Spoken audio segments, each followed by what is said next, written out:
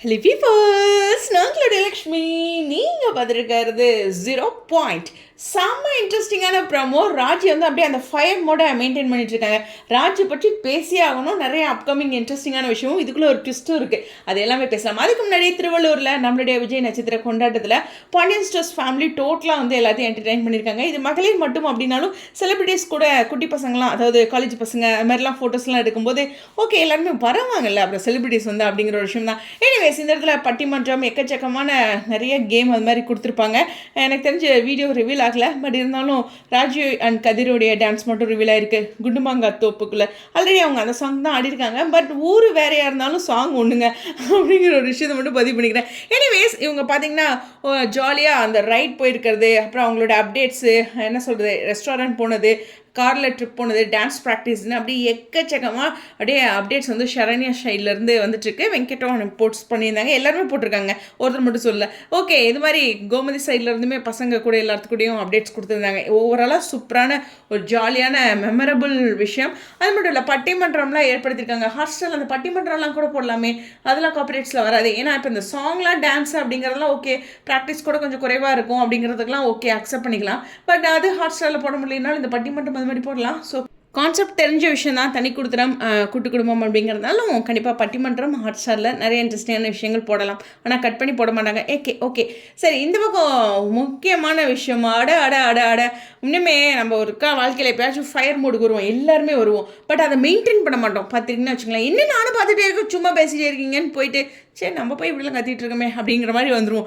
ஆனால் இங்கே ராஜி அதே ஃபயர் மோட்டாக மெயின்டைன் பண்ணுறாங்க. இதில் ராஜி இன்னொரு விஷயமும் சக்ஸஸ் பண்ணுறாங்க. ஃபஸ்ட்டு இந்த கதிர் கொஞ்சம் சேட்டையெல்லாம் பண்ணிட்டு இருந்தார், யாருக்கு அடங்காமல் அந்த வாழை சுருட்டி வச்சுட்டாங்க ராஜி. அப்படி தான் நான் நினச்சேன். ஸோ அதை மனசு பட்டதை சொல்லிட்டேன். சரி, இருந்தாலும் ராஜி வந்து இந்த இடத்துல குமாரை போட்டு உடச்சாருங்க பாருங்கள். ஒரு உண்மையாக ரொம்ப முக்கியமான விஷயம். சரவணன் தங்கமயில் மேரேஜ் அப்போது இவங்களும், அதாவது ராஜியும் மீனாவும் கடத்தப்பட்டிருப்பாங்க. குமார் தான் கடத்திருப்பாங்க. அஜிஜோ தங்கச்சியை கடத்திட்டுமே அவங்க தங்கமயில் தான் டார்கெட் பண்ணுவாங்க. அது உங்களுக்கு ஞாபகம் இருக்குன்னு நினைக்கிறேன். அந்த விஷயத்தை இந்த இடத்துல சும்மா நான் என்ன ஓடி போயிட்டேன் உங்கள் வீட்டில் என்ன பையன் ஒழுங்கா அப்படிங்கிற மாதிரி இங்கே சீரி பாஞ்சு நம்மளுடைய ராஜி ஒரு கொஸ்டின் வைக்க, இங்கே பாண்டியனுக்கு மற்றவங்களும் உண்மை தெரிஞ்சு குமாருக்கு 2 சாத்து கிடச்சிது. பரவாயில்ல, பொதுவாக அங்கே தான் டார்கெட் பண்ணுவாங்க, இவங்க இங்கே டார்கெட் பண்ணுற மாதிரி இருக்குது. அதாவது இவங்களே தான் வந்து ரொம்ப விலைக்கு கொடுத்து வாங்கிக்கிட்டாங்க. இந்த இடத்துல வந்து வேல் ஃபேமிலிக்கு ஒரு பயங்கரமான அசிங்கமாக போயிடுச்சு. குமார் ரொம்ப அசிங்கமாக போயிடுச்சுன்ட்டு அள்ளி ராஜியோட அப்பா தலை குனிஞ்சிருக்கிறாரு. அடிச்சுட்டு போகிறாங்க, அவன் பண்ணது தப்பு தானே அப்படிங்கிற ஒரு பாயிண்டில் அவர் இருக்கார். ஸோ இது ரிலேட்டடாக இன்னொரு விஷயம் இருக்குது. குமாருக்கு யார் வந்திருக்காங்க? எஸ், மாப்பிள்ளை பார்க்க வந்திருக்காங்க. மாப்பிள்ளை வீட்டை பற்றி சில விஷயங்கள்ட்டு சும்மா என்ன அவருக்கு மட்டும் மாப்பிள்ளை பார்க்க வராங்க, பொண்ணு தானே பார்க்க போவாங்க அப்படிங்கிறது இருக்கும்போது கல்யாணம் நடந்தால் தானே அதெல்லாம் பற்றி டீட்டெயில்டாக பேசணும். நான் தான் ஃபஸ்ட்லேருந்து சொல்கிறேன், அந்த பொண்ணு யாருன்னே காட்டல, எனக்கு என்னமோ கல்யாணம் நடக்கிற மாதிரியே தெரிலன்ட்டு. அப்புறம் பொண்ணு தான் இந்த பக்கம் எதிர் வீட்டில் இருக்கிற பொண்ணாக தான் இருக்கும் அப்படிங்கிற ஒரு சின்ன கெஸ் அப்போ இருந்து நான் வச்சுக்கிட்டு இருக்கேன். ஸோ இந்த இடத்துல வந்து அதனால் அந்த பொண்ணு மாப்பிள்ளை பார்க்க வராங்களே அவங்களும் டென்ஷன் ஆகுறாங்க. இவரோட கல்யாணம் ரிலேட்டடாக இவர் பண்ணுற விஷயம், அதாவது சொந்த தங்கச்சியே கடத்திருக்காரு, அது மாதிரி ஒரு அசிங்கம் அவருக்கு ஏற்படுது. இவன் பொழுதுக்கு ஏற்று விட்ட சொல்ல முடியாது, இவங்க பையன் பண்ணதுக்கு அப்படிங்கிற மாதிரி இங்கே ராஜி அழகாக டார்கெட் பண்ணிட்டாங்க. ராஜிக்கு இன்னொரு ஃபேவரான விஷயம்னா, அதே ஃபயர் மூடில் இப்போ பாண்டியன் கிட்டேயும் வந்துட்டு நீங்கள் பாருங்க, அவங்களாம் பெரிய ஒழுங்கு இல்லை, நானும் கேள்வி கேட்டுலாலுமே அவங்க விஷயத்தை தலையிட மாட்டாங்க, என்னை வந்து டியூஷன் எடுக்க விடுங்க, எனக்கு எங்கள் சொந்த காசில் நிற்கணும் அப்படிங்கிற மாதிரி அதே செமையான பவரோட பேச போகிறாங்க. கோமதி கிட்டேயுமே நேற்று பார்த்தீங்கன்னா ராஜி பேசினது சூப்பராக இருந்துச்சு. ஓவராலாக ராஜி வந்து எனக்கு பிடிச்சிருக்குங்க. இந்த ராஜி சும்மா நம்ம என்ன கொட்டினாலும் குனிஞ்சிக்கிட்டே இருக்கக்கூடாது, பேசுகிற இடத்துல பேசணும் அப்படிங்கிற ஒரு விஷயத்தில் ராஜி அட்டகாசம் பண்ணியிருக்காங்க. இதெல்லாம் நம்ம பெண்கள் கற்றுக் கொடுக்கக்கூடிய விஷயம் தான். நான் நிறைய இடங்களில் நம்ம பேசணும்னு நினைப்போம், சரி எதுக்கு வம்பு, ஏன் பரவாயில்லப்போ திட்டிட்டு போகிறாங்க நம்மள தானே அப்படிங்கிற மாதிரி இருக்கக்கூடாது.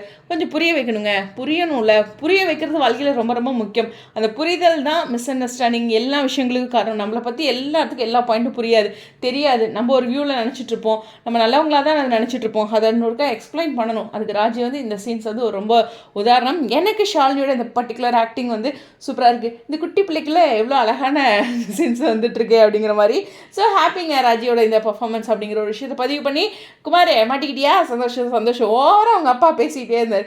எப்போ பார்த்தாலும் அவர் அது மட்டும் இல்லை, இப்போது மாப்பிள்ளை பார்க்க வந்திருக்காங்க, மாப்பிள்ளை வீட்டு முன்னாடி மரியாதை பேசல, அவர் ஃபஸ்ட்டு எடுத்த வார்த்தையவே பாருங்களேன், என்னையா இப்படி பேசிகிட்டு இருக்க அப்படிங்கிற மாதிரி நான் நினச்சேன்.